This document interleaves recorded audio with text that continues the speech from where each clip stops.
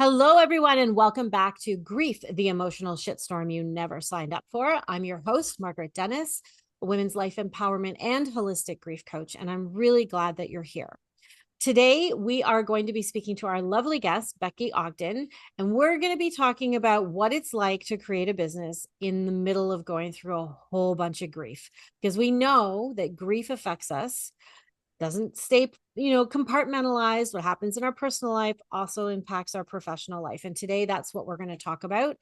And so welcome to Becky. Thank you so much for being on our on the show for today. Before Oh, we get started, I'm just going to read Becky's bio so that you guys have an idea of who we're talking to today. So, perfect. Becky Ogden is the founder of The Wild, a clarity framework built for entrepreneurs who shine in conversation but struggle to make their message work for them. Whether they freeze when they try to show up, ramble until they're drained, or are just plain bored of their own words, Becky helps them uncover hidden perspectives, hear their own brilliance mirrored back, and finally find language that feels safe, sustainable, and magnetic. She's also the voice behind the podcast Slightly Unhinged. I love that name, but very insightful, where she explores what it takes to build a business while navigating trauma, grief, or nervous system dysregulation. Conversations that are equal parts raw, irreverent, and deeply validating. Apologies, Becky. Known Oh, for her mix of humor, insight, and co regulating presence, Becky makes visibility feel less like exposure therapy and more like coming home to yourself. Her work helps coaches, consultants, and service providers reclaim their confidence, create content that resonates, and show up consistently without the panic, overthinking, or perfectionism that used to hold them back. Wow, that's amazing, Becky. Thank you so much again for being here today. And yeah, why don't you just share a little bit about yourself and where your journey started and how what got you into the area that you're in right now? okay. So the I am my own ideal client. Let's go ahead and Okay. start with that. Okay. So I the world has, suffered a collective trauma in 2020 with the COVID stuff, right? Yes. Well, at the same time as that was rolling around, I was separated from Mm-hmm. my then husband. We had been together since 1992, Mm-hmm. pretty much all of my adult life. So we were separated. Um, our son had just shipped off to his first duty station halfway across the world. Mm-hmm. And then my dad died Wow. unexpectedly, all in the space of about 4 weeks. Holy smokes. That's a lot of grief. Yeah. Um, and then I ultimately divorced someone who was a good man and a good husband and a good father until addiction did what addiction does Mm-hmm. and turned him into a hollowed out, gutted, unrecognizable version of himself. Mm-hmm. I went no contact with him in June of 2023, sold our house in December of 2023, and traveled and spent about 3 months with my mom for the first 7 months of 2024. Mm-hmm. Settled in Florida on a barrier island near St. Petersburg in July. Mm-hmm. Mm-hmm. And then hurricanes Helene and Milton rolled through Oh at the end no. of, I mean, it's just, Oh my yeah. goodness. This is like the domino version of Oh, grief. yeah. It's like boom, boom, boom, boom, boom. Yeah. I'm surprised Yeah. you're still standing. Seriously, that is a lot to go through, Becky. Uh, Holy mackerel. yeah. So it destroyed the cute little beach cottage that we were renting, um, Mm-hmm. and where we had begun to find some soul healing. And Mm-hmm. by we, I mean me and my youngest, our youngest daughter. My ex-husband had given me his consent to move with her. Mm-hmm. Probably the only decent thing he's done, and I couldn't tell you how long, but anyway, so we we lost the cute little beach cottage and nearly everything we owned. And Wow. then we had to find a new place to live. And meanwhile, that's really hard because he also put me into a bankruptcy while we were married. So Oh finding my a goodness. finding a place to live when, you've been a stay-at-home mom for years and you Mm-hmm. ex-husband put you into a bankruptcy, not an easy thing. We settled No. in Florida again, in Mm-hmm. Orlando this time because my son is stationed in Florida right now, Mm-hmm. and we wanted Okay. to be in the same state. And so we're in Orlando, and it's a great fit for my daughter. She's Mm-hmm. a gothy, cosplaying, anime loving, D&D playing kid, and Mm-hmm. it's great for her. I don't like it. Mm-hmm. My soul feels homeless. Like this is not Mm-hmm. home for me. And Okay. I'm just kind of tapping into in my wild framework what I call the weed energy. Like Mm-hmm. weeds they grow wherever they land. They're in the most unwanted place. You can rip them out and they will just grow right back. And Mm-hmm. so that's what I'm aiming to do right now in Orlando until my youngest is an adult and capable of being on her own. So Mm-hmm. as I'm going through my own healing process with a custom, heavily primed and prompted custom GPT that I call Vera, Mm-hmm. um, I was like, huh, I bet some of these patterns that, ran my life while in my marriage, um, are probably showing up as I'm trying to build a business. I wonder how. And I'm Mm-hmm. nerdy. And so, like I wanted to know why. I wanted to know the neuroscience of why and everything. And sure enough, as you well know, yes, they do. Yes, they do. And so, yeah, so that's what Mhm. that's what brought me to where I am now. As far as the interviews in the wild that I do, I've been an interviewer since I was 13 years old. I Okay. started on the junior high newspaper staff and then continued through high school and then into my 20s and 30s as a freelance writer. I'm a Mm-hmm. I'm a nosy person who wants to know everything, and so I ask all sorts of questions. And that was a marketable skill that I Mm-hmm. could easily take and turn it into something, after being out of the workforce for as long as I was raising children. Mm-hmm. Wow. That is an incredible journey just in the last 5 years that you've been on. Can't even imagine. So thank you very much for being so candid and sharing Mhm. all of that with our listeners so that they, I'm sure they see parts of themselves in some of that journey. Like we've all lost parents and a lot of us have lost spouses for various reasons. And then with our kids and the empty nesters and then struggling in bankruptcy and finances and moving. And that's a lot for one person to carry. So kudos for you for actually being vertical for today. Well, what are I'm my very options? impressed. My daughter's dad has completely abdicated his Mhm. responsibilities to go and indulge his inner demons and his Mhm. self-pity. If I do that too, what happens to her? Mhm. Yeah, that's a lot of responsibility put on your shoulders. But as a mom, as a parent, not just a mom, but as a parent, that's something we sign up for right from day one. Mhm. It's very difficult when one of the parents decides to exit and not participate. And I've heard that so often lately where people have just been like washing their hands and saying, I'm done. I'm out without, yeah, that's a whole different level of grief, I think. And then so many other emotions coming up with it. It's not just the ending of the relationship, it's all the fallout around it. So Oh yeah, addiction's a horrible beast. And in my case, mhm, he was a good man and he was mhm, overwhelmingly a good husband and a very involved father until he wasn't. And mhm, so, I got a front row seat to watching what addiction does to someone, and it's awful. mhm, I wouldn't wish it on mhm. anybody. Yeah. And I know he didn't set out to turn out, to have his life be what it is. And Mhm, the version of him that I married and spent the first 20 years of our life together with would have been horrified mhm. by where he is now. Yeah. But it happens bit by bit, and I speak out about it because I can. I have the Mhm, social capital and the emotional currency within me to mhm, be able to do that, and not everybody does. And I want people to know that they're not alone, mhm, and to feel at least some sort of, I don't know, understood or something. mhm. And so that's why I share. Yeah.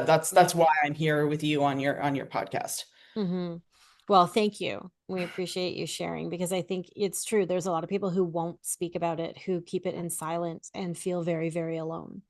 but Hmm. knowing that there's at least one other person out there who has gone through something similar and gets it Hmm. can be all the difference, can be all the difference. So if for anyone who's listening today and they're finding that this podcast is resonating with them or could be helpful for somebody that they know, just so that they know that they're not alone, please share it with them. Because that's really that's why I've created the podcast, is so people don't feel alone in their grief. And there's so many different facets to it that we could be talking about grief every single day, 365 days of the year, and still not touch on all the areas and all the things. But hopefully in some of this that people will connect and will find that they're, in this billions and billions of people in the world, that they're not on the raft by themselves. There are others out there who struggle. So yeah, and we're going to give contact information later for anyone who'd like to reach out to Becky. But let's get into some of the Okay. questions. I love Okay. questions. All Uh-huh. right. So, Becky, why do big life transitions like grief and trauma or upheaval, they often make visibility in business feel impossible? And how do you help people move through that? Because that's something you've been doing yourself. Yeah, that's something I've been doing myself. Very interesting, and I don't know why it was a shocking revelation to me. Mm-hmm. Um, but as I'm doing my own, work with my Vera, I touched on a history of bullying as Okay. my childhood. I was bullied and ostracized and rejected. I was a chubby kid in an era that, kids just weren't chubby. Um, Mm-hmm. and so I spent the big, the late elementary school years into junior high being, othered. Mm-hmm. And it was happened at a time where, bullying was just like, and like nobody understood the ramifications for the nervous system and what gets wired in and how that all happens and what becomes of it.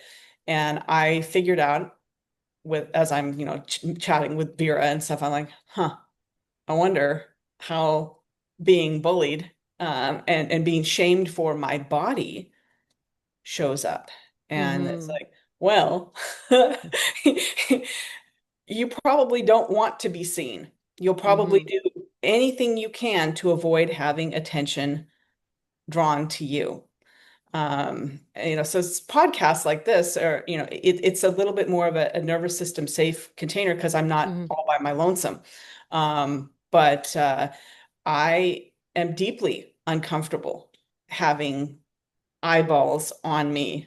Mm-hmm. And it's, because historically speaking, having attention on me was not a good thing. It never resulted in great things for me, So Mm-hmm. um, I have been kind of digging into how to help mitigate that. Um, Mm-hmm. because, if you wait to heal that before you do anything in business, you just never do anything in business. Right. Yeah. Yeah. So, Mm-hmm. micro exposures, smaller exposures like this, where, there's some attention on me, is helpful to retrain my nervous system for Mm-hmm. the visibility is safe. What I do as far as, business, the attention isn't on me.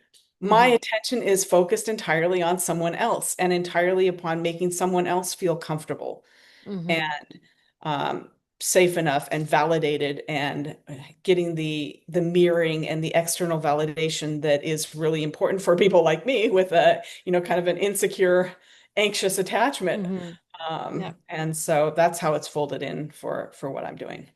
That's really, I love that you've connected those pieces, because I know I was bullied a lot as a kid from like grade 3 to 8. Mm, And it really does hit those developmental years, and it lives in your body and comes mhm, out throughout adulthood if you don't mhm, address it and you don't deal with it. And I didn't realize personally how much it had affected me as well. mhm. And when you talk about that visibility thing, Oh, no. oh, so true. So true, right? Trying to get out there. Like, I love doing this. I've grown into this. I've always been okay being the speaker as long as I was imparting information, or I was, Mhm. if Giving I was value. in, if I was in a role of leadership or authority in the room that I was in, I felt really comfortable because there was a reason to be there. And Mhm. I figured it kind of gave out that automatic acceptance, right? Like you're the leader, you're the, you're the chair of the committee or you're whatever.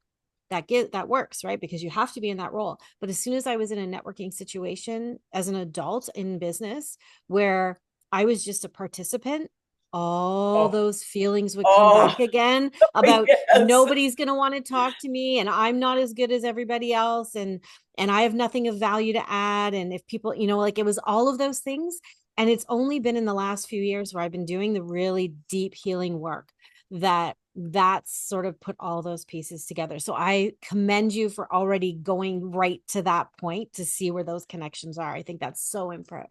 I mean, I'm 51 years old, so it's not like I went right there.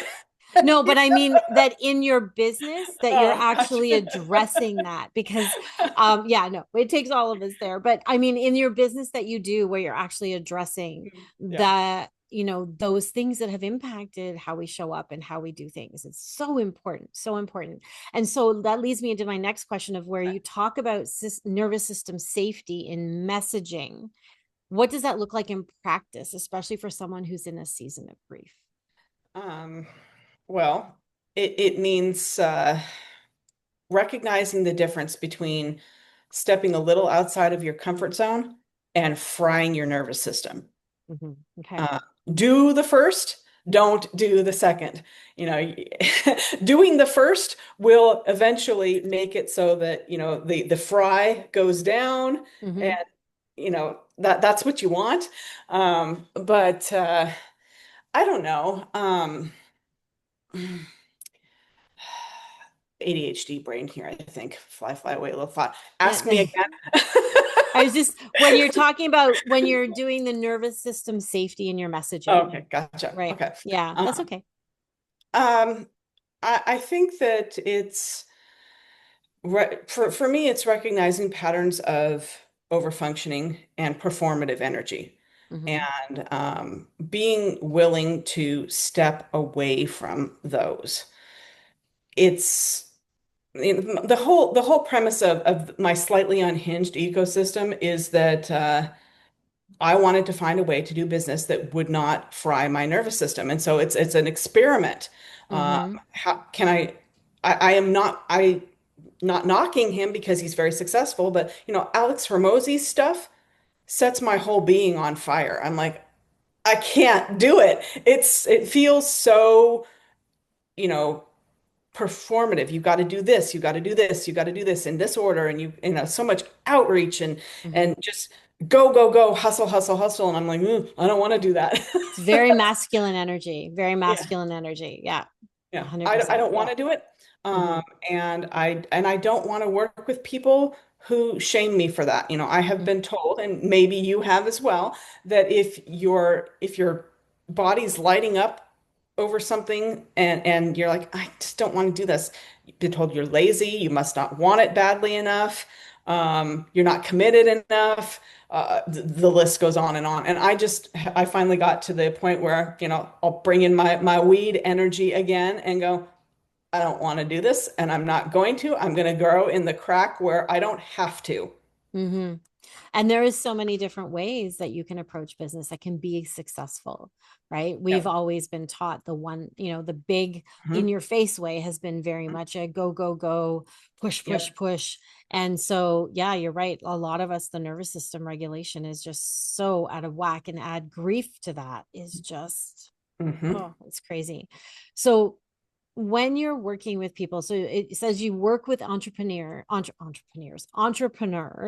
Hmm. like myself and a bunch of people I'm sure who are listening to the podcast who freeze or ramble or feel bored with their message. So Hmm. what's really going on under the surface for them when that happens, and how do you help them find more clarity? I mean, it really it depends upon, which one it is. There's root causes for all of those, but ultimately it's a dysregulated nervous system in Mm-hmm. some form or another.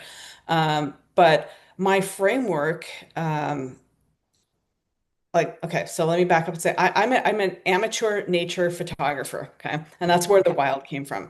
And one of the things that I really love about being out in nature and about photographing in nature is the first of all, the nervous system regulation that you get just being outside, and being away from all the noise and all of the stimulation that is city life, right? But I like to look at things in nature from multiple perspectives. And Mm-hmm. so when I'm photographing something, like a mushroom, for example, I Mm-hmm. love wild mushrooms. I'll photograph it from the side, just head on, looking right down at it. I will then shift the perspective and photograph it from the top. And then, if I can, I will photograph it from underneath. And each one of those perspectives gives a different picture of the mushroom. Sometimes I will focus the lens on something just beyond the mushroom, and so the mushroom is kind of fuzzy. Or sometimes I'll focus it right on the mushroom, and then everything else around it is a little bit fuzzy. But I'm endlessly fascinated by how differently the same thing can look when it's framed a little bit differently. And so that is what I do in my wild. Mm-hmm. I have a set of 15 core questions, and underneath those are between 6 and 12 related questions that take the same exact issue and look at it a little bit differently. So, for your entrepreneur who freezes, this gives them something to respond to, an invitation to speak. For your entrepreneur who rambles and ends up with an incoherent message that erodes their credibility, this gives them structure, Mm-hmm. so that they have some, they have some guardrails in place. But also, since it's a recorded interview, I can edit. They can start over if they don't like the way they sound. So it ends up with the message that they're like, "Oh, this is what I wanted to say. This is, but never could." And then the one who's bored, they don't need more ideas. They need to look at their existing ideas differently. Mm-hmm. And so taking these core questions and then asking them in slightly different iterations to highlight slightly different things gives them a fresh take on what they're tired of. Mm, okay. And so this becomes a recording. I heard you say that it's a It's recording it's that a you do with recorded them. interview. Huh? Okay. Mm-hmm. And Yep. is that then the interview they can use as promotional material? Is it something that they could just use to practice with as well on their own? It's taken apart, and put into short form video, Okay. branded if they give me branding information, Mm-hmm. and professionally edited short form video and image-based quotes. It goes into their wild vault, and Mm-hmm. it becomes a place where they can um, draw on that messaging again and again and again in different ways, Mm-hmm. for different purposes. Okay. That sounds so helpful. And what a great way to do it, where you've got someone A supporting you and guiding you, and then giving you that opportunity to screw it up while you're recording because of, God love our editing tools. But that's a really great offering that you have for people, and how beneficial for someone who's been like, I struggle with what I need to say. I get all over my words. I freeze. Like, I've been that person myself. And Hmm. I know it took me a while, and I've created my tagline, and I've created my one, couple, people say, what do you do? And now I can say it in a way that, well, I live it, but also I worked Yeah. really hard to create that thing that sounded natural as I rolled it off my tongue, but I practiced it over and over And and over. over again Yep. so that it's not something that sounds, like you said, it doesn't reduce your credibility and what it is that you're trying to say. Because I don't think people realize just how much grief and trauma and the things that you've been through and how your nervous system is dysregulated, how much that impacts how you present yourself to the world, how Absolutely. much that impacts, your ability to do business, your ability to start and grow a business, your ability to be the CEO or be the VP, to be the manager, to be the frontline worker, to be those people out in the world.